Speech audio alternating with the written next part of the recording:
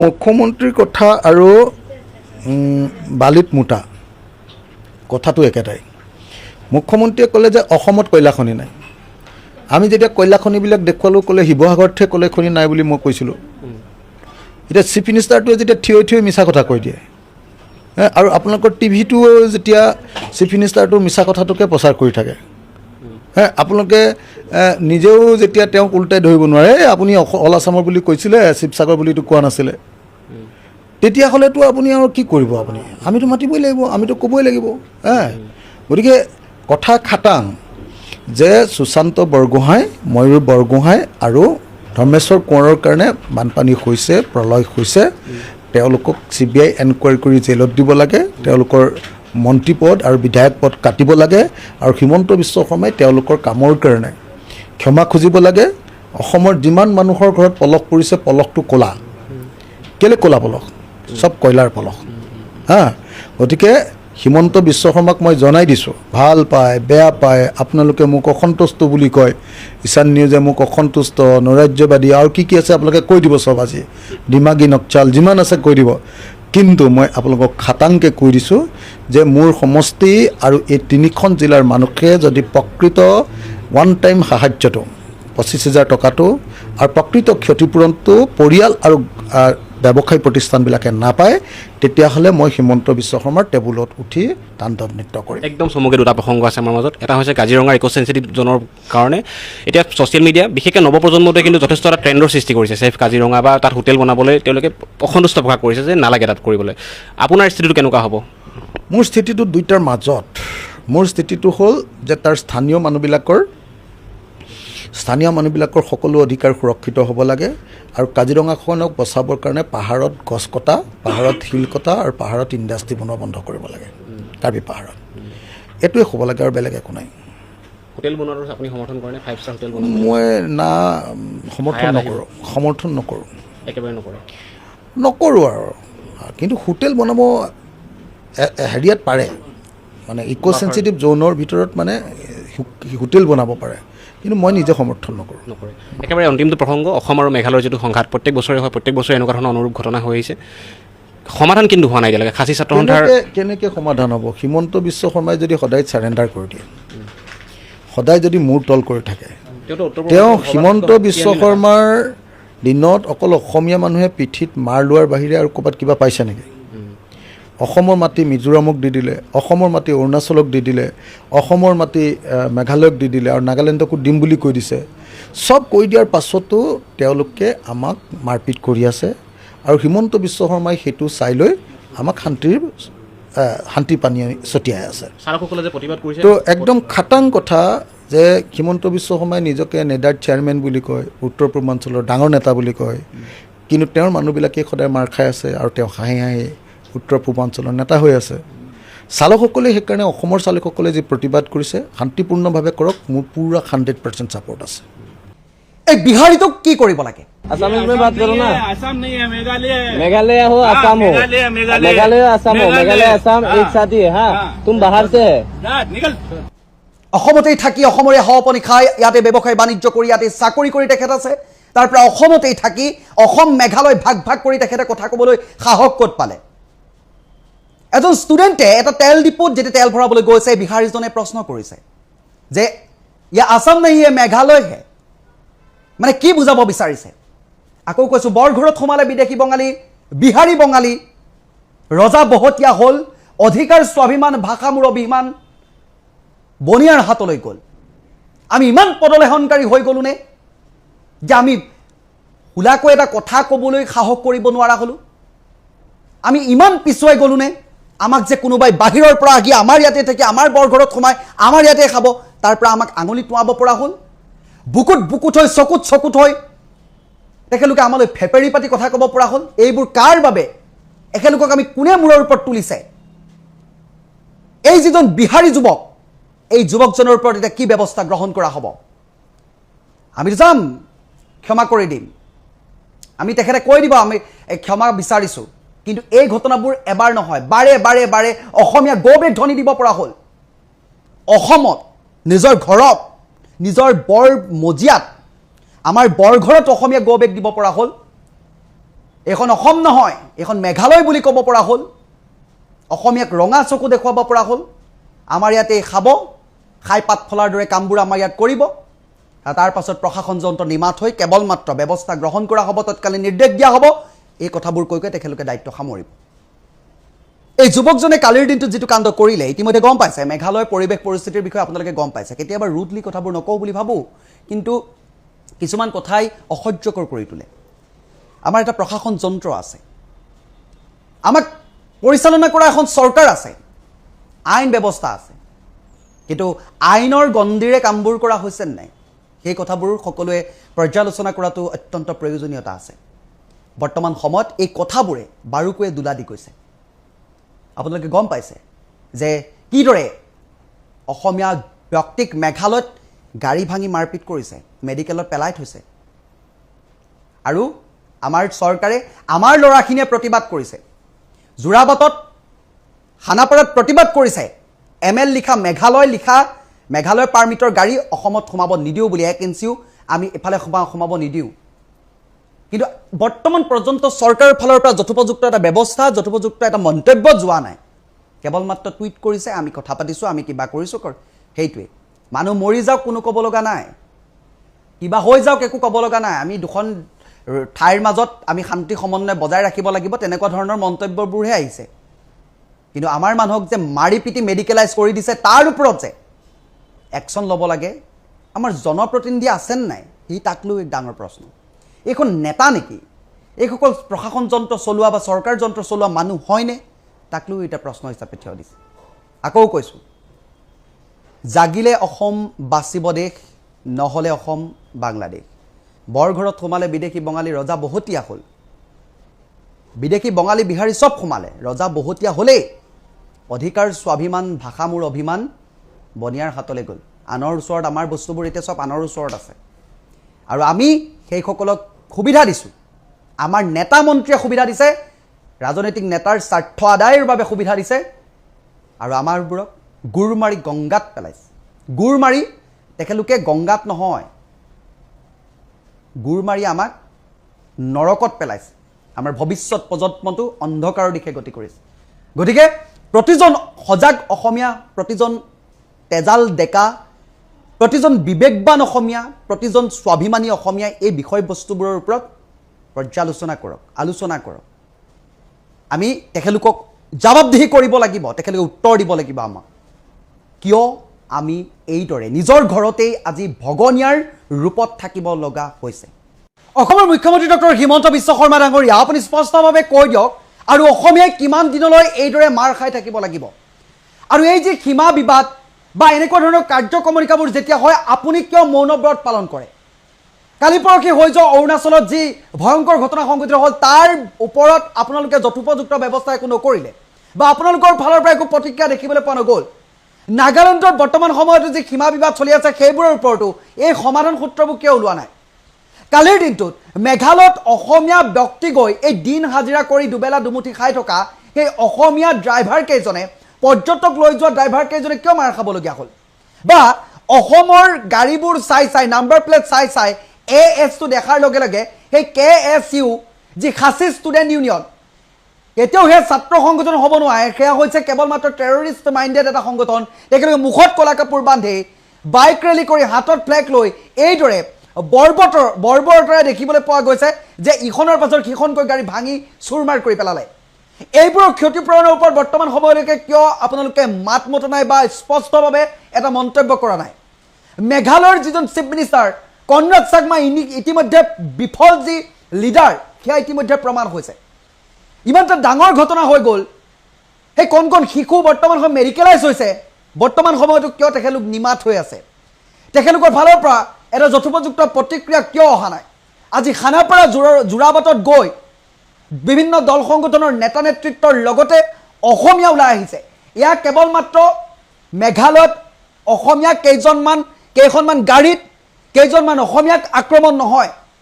এয়া সমগ্ৰ অসমবাসীৰ মুখত এটা পচন্দ স্বৰ বাৰে বাৰে সোধাই আহিছে। অসমীয়া কি মন্দিৰৰ ঘণ্টা নেকি? যোনেই পায় তেনেকৈ বজাই থাকিব, যেতিয়াই পায় তেতিয়াই লাঠিয়াই গতিয়াই ঘূৰি ফুৰিব আৰু এইদৰে মৌনব্ৰত পালন কৰিব। প্ৰশাসনৰ ফালৰ পৰা কি ব্যৱস্থা গ্ৰহণ কৰা হৈছে? এতিয়া 24 ঘণ্টা পাৰ হৈ গ'ল কেৱল মাত্ৰ জনতা ৰাজপথলৈ ওলাই আহিবলগীয়া হ'ল ড্ৰাইভাৰসকল ৰাজপথলৈ ওলাই আহিবলগীয়া হ'ল উবেৰ চালক ওলাই আহিবলগীয়া হ'ল অসম ৰাজ্যিক চালক সন্থা ওলাই আহিবলগীয়া হ'ল কিন্তু বৰ্তমান সময়তো চৰকাৰৰ ফালৰ পৰা প্ৰশাসনৰ ফালৰ পৰা যথোপযুক্ত এটা প্ৰত্যুত্তৰমূলক কোনো ধৰণৰ মন্তব্য নাই কিয় বাৰে বাৰে অসমীয়াক এনেদৰে কৰিবলৈ তেখেতলোকে সাহস কৰিছে মৰ সাহস কৰিব পাৰে ইয়াৰ ওপৰত এটা যথোপযুক্ত মন্তব্য অসমৰ মুখ্যমন্ত্ৰী ডক্টৰ হিমন্ত বিশ্ব শৰ্মাই কনৰাড চাংমাৰ মুখৰ পৰা উলিয়াব পাৰিবনে ক'ত গ'ল নেডাৰ আপুনিতো নেডাৰ আহ্বায়কত আছে আহ্বায়ক কমিটিত আপুনি নিজেই থকা অৱস্থাত বৰ্তমান সময়তো কিয় এই সময়লৈকে এটা যথোপযুক্ত মন্তব্য আপুনি কৰিব নোৱাৰিলে বিফল কনৰাড চাংমাই ইতিমধ্যে কি ক'লে আৰু যিসকলে তাত এই অপ্ৰীতিকৰ পৰিৱেশটোৰ সৃষ্টি কৰিলে এই বৰ্বৰতা দেখুৱালে সেইসকলৰ ওপৰত কি ব্যৱস্থা গ্ৰহণ কৰা হ'ল তিনিজনক জেললৈ পঠালে সেয়াতে দায়িত্ব শেষ নেকি এই কাৰ্যক্ৰমণিকাবোৰ কেতিয়া অন্ত পৰিব মেঘালয় অৰুণাচলৰ ওপৰত ডিপেণ্ডেণ্ট অসম নহয় মেঘালয় অৰুণাচল আমাৰ ওপৰত ডিপেণ্ডেণ্ট কয়লা চুনখিল এইবোৰৰ বাহিৰে তেখেতলোকে যদি চাবলৈ যায় লাষ্ট যদি তেখেতলোকৰ অপশ্যন আছে সেয়া হৈছে টুৰিজিম পৰ্যটক ব্যৱস্থাটো যদি পৰ্যটকে তালৈ যাবলৈ নাপায় তেতিয়াহ'লে সকলো ধ্বংস ইতিমধ্যে গম পাইছে 24 ঘণ্টাৰ ভিতৰত তাত চব কেঞ্চেলেশ্যন হৈছে যিমানবোৰ আগতে হোটেল বুক কৰা আছিলে গতিকে এটা কথা জনা উচিত মেঘালয় হওক অৰুণাচলে হওক নাগালেণ্ড এজ এ ৱেল কোনে কি ভাবে কি নাজানো অসম কাৰো ওপৰত ডিপেণ্ডেণ্ট নহয় অসমৰ ওপৰত তেখেতলোকে নিৰ্ভৰ কৰি চলিব লাগিব গতিকে এইদৰে যি বৰ্বৰতা দেখুৱাইছে এইসকল নৰাধমৰ ওপৰত এইসকল মানৱৰূপী দানৱৰ ওপৰত যি মানুহ হিচাপে মানুহক গণ্য কৰিব নাজানে যি দুবেলা দুমুঠি সেই গাড়ীখন লৈ কেৱল মাত্ৰ পৰিয়ালটো পোহপাল দি থকা ব্যক্তিসকলক এইদৰে বৰ্বৰতাৰে প্ৰহাৰ কৰিলে এইসকলক যাতে কঠোৰতকৈ কঠোৰ উচিত সিদ্ধান্তৰে চৰকাৰৰ ফালৰ পৰা যথোপযুক্ত ব্যৱস্থা কৰা হয় তাৰ বাবে আহ্বান জনোৱা হৈছে অসমৰ মুখ্যমন্ত্ৰী ডাঙৰীয়া বিনম্ৰতাৰে সকলোৱে আহ্বান জনাইছে এই নিশ্চুপ হৈ থকা বা মৌনব্ৰত পালন কৰাৰ অৰ্থটো কি কিন্তু ৰাইজে সময়ৰ ওচৰত সকলোৱে উত্তৰ দিব লাগিব এই মৌনব্ৰতৰ কাৰণ কি ইয়াৰো উত্তৰ আপুনি দিব লাগিব কনৰাড চাংমাই আহিলে আপোনালোকৰ ঘৰৰ কেবিনত বহাই এখন গামোচা ফুলাম গামোচা পিন্ধালেই এইটো নুবুজায় যে দুখন ঠাইৰ মাজত সমন্বয় ৰক্ষা কৰাটো নুবুজায় আৰু অসমীয়া উদাৰ হয় অসমীয়া সকলোকে বুকুত খাবতি ল'ব জানে অসমীয়া মনে মনে থকা মানে সেয়া দুৰ্বলতা বুলি ভাবি ল'ব নালাগে যেতিয়া ফিৰিঙতিৰ পৰা সান্দবদা হ'বলৈ বা আগ্নেয়গিৰিৰ সৃষ্টি হ'বলৈ বহুত বেছি সময় নালাগিব আজি তাৰ প্ৰমাণ ইতিমধ্যে জোৰাবাটৰ সেই পৰিৱেশ পৰিস্থিতিত আপোনালোকে গম পাইছে খানাপাৰাৰ পৰিৱেশ পৰিস্থিতি গম পাইছে এডিশ্যনেল SP গাড়ীলৈকে উভতাই পঠিয়াবলগীয়া হৈছে চৰকাৰে তেতিয়া ব্যৱস্থা কৰিব নেকি যেতিয়া সেই দুখন ঠাইৰ মানুহৰ মাজত কটাকটি মৰামৰি অপ্ৰীতিকৰ পৰিৱেশ পৰিস্থিতিৰ সৃষ্টি হ'ব তেতিয়া কি চৰকাৰ গা লৰিব নেকি তেতিয়া অসম পুলিচে গৈ অসমীয়াৰ ওপৰত বৰ্বৰতা দেখুৱাব নেকি কালিৰ দিনটোত দেখিবলৈ পালোঁ খাচী আৰক্ষী মুখৰ আগত থকা অৱস্থাত অসমৰ গাড়ী চাই তাত সেই KSU খাচী ষ্টুডেণ্ট ইউনিয়নৰ যিসকল নেতা আছিলে তেখেতলোকে তেনেকুৱা ধৰণৰ বৰ্বৰ কামবোৰ কৰিছে গতিকে সেইসকলৰ ওপৰত কি ব্যৱস্থা গ্ৰহণ কৰিব এইটো এটা ডাঙৰ প্ৰশ্ন হিচাপে বৰ্তমান সময়ত থিয় দিছে আৰু বাৰ এছ'চিয়েশ্যনৰ যিজন উকিল আছিলে তেখেতৰ যি বাৰ লাইচেঞ্চ আছে সেয়াও কৰ্তন কৰিবলৈ বৰ্তমান সময়ত কোৱা হৈছে কিন্তু এইসমূহ ব্যৱস্থা কৰিবনে নে এটা টুইট কৰি দায়িত্ব সামৰি পেলাব ইতিমধ্যে দল সংগঠনৰ নেতৃত্বই খানাপাৰাত গৈ খানাপাৰাত জোৰাবাটত তেখেতলোকক প্ৰত্যুত্তৰ দিছে অসম যে তেখেতলোকৰ ওপৰত নিৰ্ভৰশীল নহয় কিন্তু অসমৰ ওপৰত যদি নিৰ্ভৰশীল নহয় কাইলৈ পেটে ভাতে মৰাৰ এটা বুদ্ধি পাঙিছে তেখেতলোকে নিজৰ বিপৰ্যয় নিজেই মাতিছে নিজৰ বিপদ নিজেই চপাই আনিছে সেই কথাটো স্পষ্টভাৱে মেঘালয় লাগিলে অৰুণাচল য'ৰেই নহওক সকলোৱে জনাটো উচিত আৰু আমি সকলোকে আমাৰ তেনেকুৱা ধৰণৰ বিচাৰধাৰাৰে জীৱনটো অতিবাহিত কৰোঁ কিন্তু তেখেতলোকে আমাক পাকিস্তানীৰ দৰে বৰ্তমান সময়ত ব্যৱহাৰ কৰে ইয়াৰ প্ৰত্যুত্তৰ কেৱল মাত্ৰ এটা টুইটত যদি সীমাবদ্ধ থাকে তেতিয়াহ'লে আগ্নেয়গিৰি উদ্গীৰণ হোৱাটো স্বাভাৱিক অসম আৰক্ষীয়ে কেৱল মাত্ৰ অসমীয়া ভাইসকলৰ ওপৰত অসমীয়া মানুহৰ ওপৰত বৰ্বৰতা দেখুৱাই লাভ নাই বৰ্বৰতা দেখুৱাই লাভ নাই খাচী আৰক্ষীয়ে সেই মেঘালয়ৰ যিসকল খাচী ছাত্ৰ সন্থা আছে তেখেতলোকক সমৰ্থন কৰে আৰু আমাৰ অসম আৰক্ষীয়ে কেৱল মাত্ৰ অসমীয়াকেইটাৰ ওপৰত বৰ্বৰতা দেখুৱাই তেখেতলোকে নিজকে আস্ফালন কৰি ঘূৰি ফুৰে আজি যে অসমৰ চালক গৈ মেঘালয়ত মাৰ খাব লগা হ'ল গাড়ী ভাঙিলে ইয়াৰ ক্ষতিপূৰণ কোনে দিব এই যে কণ যিসকল শিশু গৈছিলে এটা পৰিয়াল গৈছিলে তেখেতলোকক যে আক্ৰমণ কৰিলে মেডিকেলত ভৰ্তি হ'ব লগা হ'ল ইয়াৰ উত্তৰ কোনে দিব অসমৰ মুখ্যমন্ত্ৰী ডক্টৰ হিমন্ত বিশ্ব শৰ্মা ডাঙৰীয়া কোনোবা এজন ব্যক্তিক মাতি আনি গামোচা পৰিধান কৰালেই সম্বৰ্ধনা দিলেই দুখন ঠাইৰ মাজত সুসম্পৰ্ক নুবুজায় মেঘালয়ৰ মানুহখিনিয়ে এবাৰ দুবাৰ নহয় বাৰে বাৰে অসমৰ মানুহক পাকিস্তানীৰ দৰে ব্যৱহাৰ কৰে তেখেতলোকে এই ঘটনাতে এইবাৰ কৰিছে তেনেকুৱা নহয় ইয়াৰ পূৰ্বে বহুবাৰ এনে ঘটনা কৰি ৰাখিছে অসমৰ গাড়ী বিচাৰি বিচাৰি পুনৰ এইদৰে অসমীয়াৰ ওপৰত আক্ৰমণ কৰিলে আক্ৰমণৰ প্ৰত্যাক্ৰমণ হ'ব লাগে বৰ্তমান সময়ত অসমৰ মুখ্যমন্ত্ৰী ডক্টৰ হিমন্ত বিশ্ব শৰ্মাৰ একো ৰিপ্লাই নাই আপুনি কিয় মৌনব্ৰত পালন কৰিছে বিৰোধী নেতা দল সংগঠনৰ নেতা নেতৃত্ব এই বিষয়টোৰ ওপৰত গুৰুত্ব সহকাৰে বিচাৰ বিবেচনা কৰিবনে আজি যি তীব্ৰ প্ৰতিবাদ হৈছে যদিহে কেনেবাকৈ যথোপযুক্ত ব্যৱস্থা নকৰে এক ভয়ংকৰ আগ্নেয়গিৰি যে উদ্গীৰণ হ'ব এই কথাটো আপোনালোকে চাই থাকক কিয় বাৰে বাৰে অসমৰ মানুহবোৰক অসমৰ চালকসকলক এইদৰে মেঘালয়ত বৰ্বৰতা প্ৰদৰ্শন কৰা হয় অসমৰ মানুহবোৰক কি জীৱ জন্তু বুলি ভাবে নেকি জীৱ জন্তুৰ দৰে ব্যৱহাৰ বৰ্তমান সময়ত কিয় কৰি আছে অসমৰ মুখ্যমন্ত্ৰী ডক্টৰ হিমন্ত বিশ্ব শৰ্মা লগতে দল সংগঠনৰ নেতা নেতৃত্ব এই কালিৰ দিনটোত মেঘালয়ৰ ৰাজপথত অসমৰ গাড়ী বিচাৰি বিচাৰি অসমৰ গাড়ী বাছি বাছি যিদৰে মেঘালয়ত খাচী ছাত্ৰ সন্থাই বৰ্বৰতা প্ৰদৰ্শন কৰিলে ইয়াৰ উত্তৰত আপোনালোকে কি ক'ব অসম চৰকাৰৰ ফালৰ পৰা বৰ্তমান সময়লৈকে কিয় প্ৰতিক্ৰিয়া প্ৰকাশ কৰা হোৱা নাই এই যি চালকৰ ওপৰত বৰ্বৰতা প্ৰদৰ্শন কৰিলে অসমৰ সেই চালকসকলে টুৰিষ্ট লৈ তালৈ গৈছিলে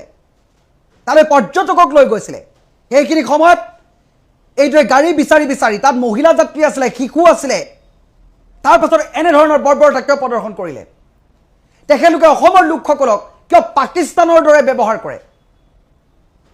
ইয়াৰ কেৱল মাত্ৰ প্ৰথম ঘটনা নহয় ইয়াৰ আগতো বহুবাৰ এনে ঘটনা হৈ গৈছে আৰু আজিৰ দিনটো দেখিবলৈ পোৱা গৈছে খানাপাৰাৰ লগতে জোৰাবাটতো তীব্ৰ প্ৰতিবাদী কাৰ্যসূচী লোৱা হৈছে এই গাড়ীবোৰ যে ভাঙিলে এই গাড়ীবোৰ যে ভাঙি মানুহক আঘাতপ্ৰাপ্ত কৰিলে ইয়াৰ ক্ষতিপূৰণ কোনে দিব কেৱল মাত্ৰ প্ৰতিবাদৰ নামত এনে পশুৰ দৰে ব্যৱহাৰ কিয় কৰিলে অসমীয়া এই চালকসকলৰ ওপৰত বৰ্তমান সময়লৈকে অসমৰ মুখ্যমন্ত্ৰী ডক্টৰ হিমন্ত বিশ্ব শৰ্মাৰ লগতে চৰকাৰী শাসক পক্ষৰ বিৰোধী নেতা সকলো মৌন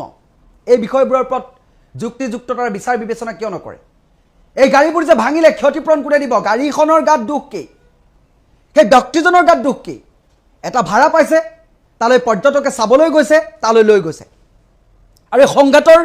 মূল উৎসটো কি কিহৰ বাবে তেখেতলোকে বাৰে বাৰে এনে বৰ্বৰতা প্ৰদৰ্শন কৰে কি পাকিস্তানী বুলি ভাবিছে নেকি অসমবাসী